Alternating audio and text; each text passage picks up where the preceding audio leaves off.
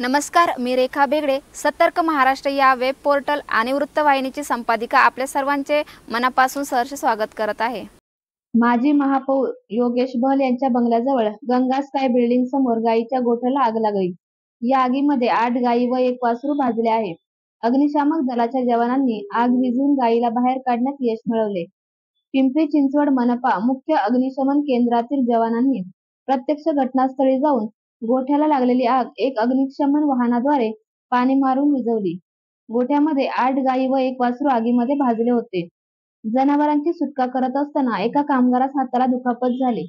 यामध्ये ज्या गायी भाजल्या आहेत त्यासाठी पशुवैद्यकीय डॉक्टरांची टीम घटनास्थळी दाखल होऊन जखमी झालेल्या जनावरांस वैद्यकीय उपचार दिले आहेत। ही आग कशी लागली या आगीचे कारण अद्यापही स्पष्ट झाले नाही।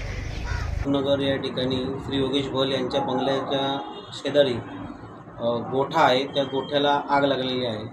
त्वरित घटनास्थळी आपली गाडी त्या ठिकाणी रवाना झाली व जागेवर जाऊन पाहणी केली असताना आगीचं प्रमाण मोठं होतं व गायी ह्या त्या ठिकाणी आग दावणाला बांधलेल्या होत्या।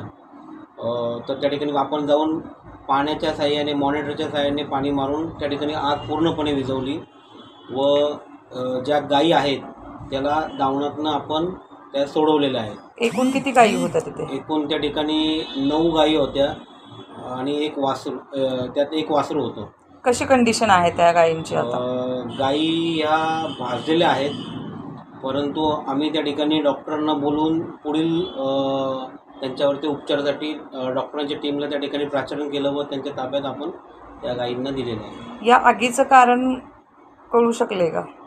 आगीचं कारण प्राथमिक स्वरूपात आपल्याला समजू शकलं नाहीये, त्याच्यावरती चौकशी चालू आहे। कृपया आपण माझ्या पोर्टल व वृत्तवाहिनीला सबस्क्राइब करा। बेल आयकॉनचे बटन दाबून चालू घडामोडी पाहायला विसरू नका।